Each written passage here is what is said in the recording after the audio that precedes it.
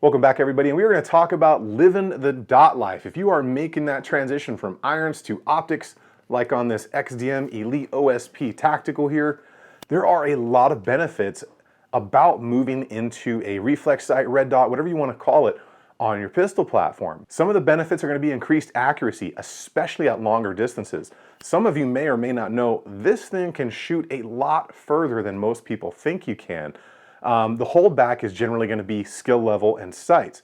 With a red dot, you can shoot a lot further, a lot more accurately, as long as you're zeroed in right. Another benefit is going to be keeping you in the game longer.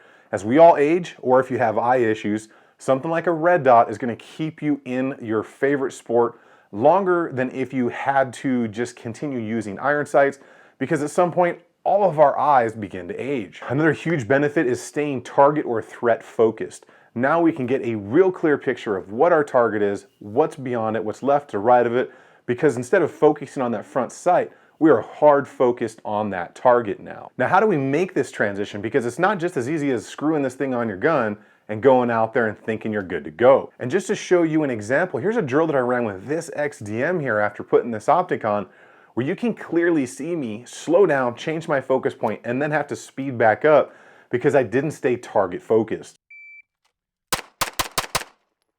Now that was pretty obvious, and that will happen from time to time until you really get used to running a reflex sight on your pistol.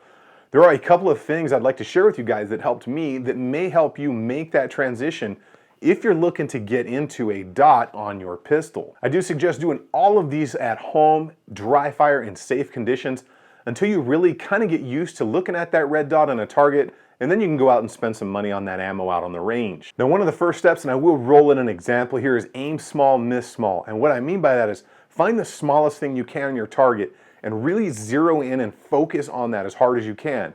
And then as you bring your pistol up in your line of sight, you're gonna have a much more likelihood of staying focused on that target rather than kind of bouncing back to either the reticle or trying to stare at that front sight again. Next, bring the brightness down. I see this all the time in courses or teaching anywhere.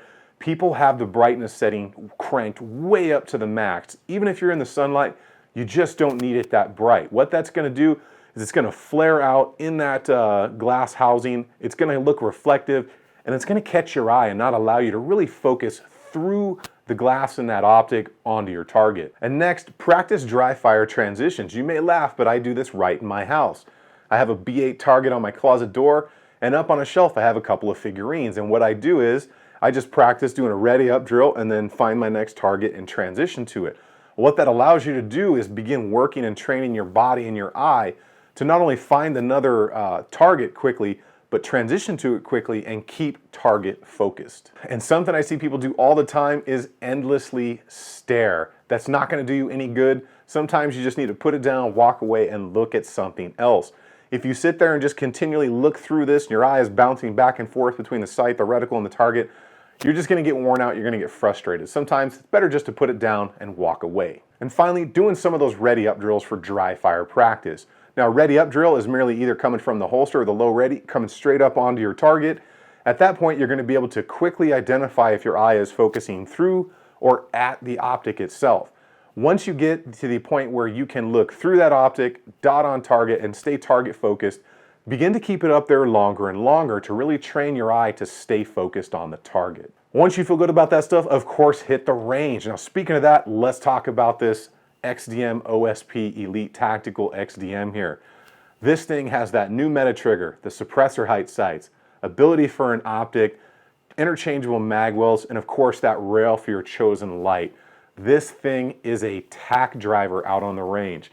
The mag well makes for extremely easy magazine exchanges. The trigger really minimizes the amount of input you need to put into this thing to make it go bang. And once you get used to this, if you're coming from something different, say a 1911, it shares a familiar angle. But once you really get down with this thing on the range, it is an absolute hammer, and every target looks like a nail to it. You guys get out there, enjoy some range time. I hope you enjoyed this video. Work on some of those things to change into the dot life if you're into it, and I will see you guys on the next one.